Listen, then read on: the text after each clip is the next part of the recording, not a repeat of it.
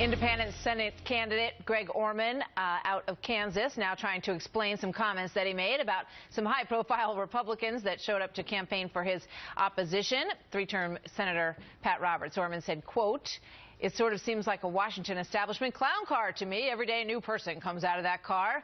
Criticism was swift, as you might imagine, especially since former longtime Kansas Senator Bob Dole, who you see there, the elderly statesman seated on the stage, so it was in very bad taste to sort of say anything negative about him.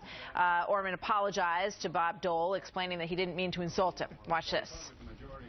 I've got nothing but the utmost respect for Senator Dole.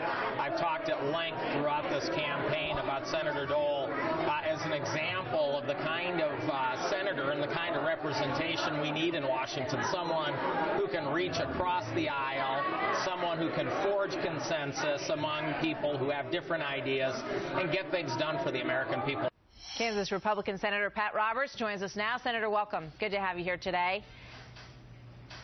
Oh, thank you, Martha. Good morning to you, sir. Bob Dole says he's accepted the apology. He says he got a lengthy apology from Greg Orman, and that this is a done-over situation. Is he right?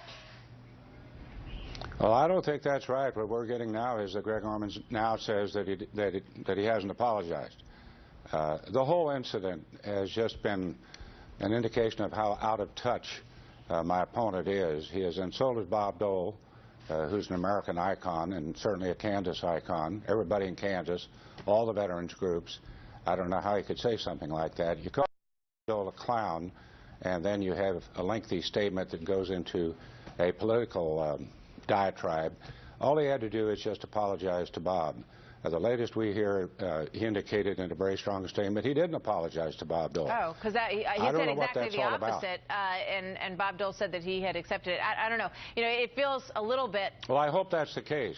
I hope that's the case because basically calling Bob Dole a clown and then waiting to apologize or not apologize regardless of what the story is, that's going to follow him throughout his whole career, regardless if he's in politics, which he won't be, but regardless of politics. Everybody will think, well, there's Greg Orman. Here's the guy that insulted Bob Dole by calling him a clown. And then waiting around and not apologizing. That's outrageous. Right. It's just absolutely outrageous. He ought to clarify it then, if in case that's the case. Let's take a look at the latest poll in Kansas. It looks like a very tight race that you are in right now. This one shows Greg Orman at 42.5%, you at 41.8%. Does this surprise you? I mean, obviously, this is an independent candidate. He really doesn't have the machine behind him that you would have or that a clear Democrat would have in terms of the operations behind him. Does it surprise you that you're in as tight a race as you are, sir? Well, not really. I think basically Greg Orman is not shooting straight with Kansas, or for that matter, now that this is a national race with the people involved. He is not an independent. He's a liberal Democrat.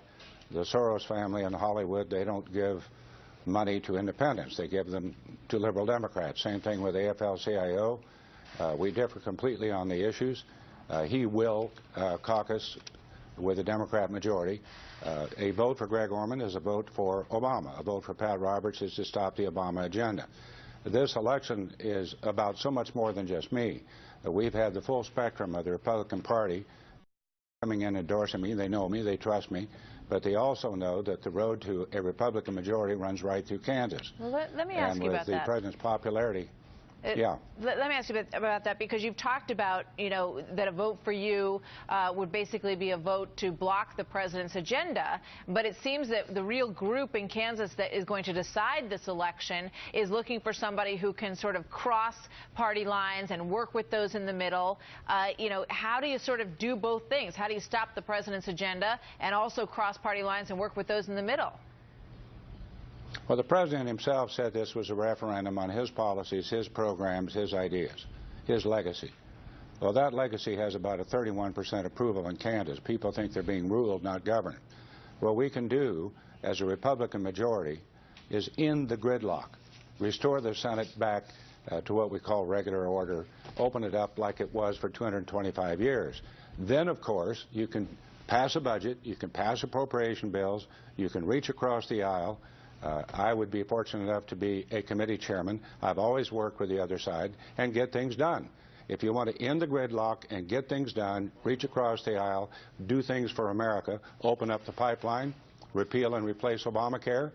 There's a whole series of things that we could do. Real tax reform, we can do those things. Senator, we can't with Harry Reid acting as a dictatorship. Thank you very much. I know you're in a very busy last 24 hours here. We appreciate you spending some time with us. And as you can imagine, we'll be watching very closely as all this plays out. Thank you very much, Senator. Well, thank you.